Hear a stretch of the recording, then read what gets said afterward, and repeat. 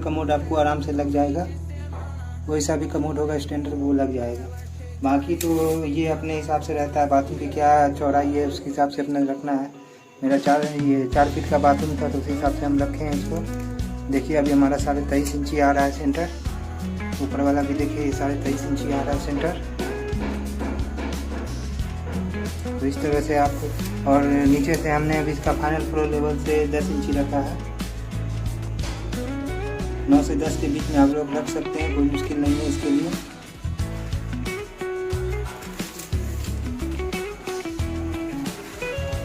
तो दोस्तों वीडियो पसंद आया तो वीडियो को लाइक करें, चैनल को सब्सक्राइब करें।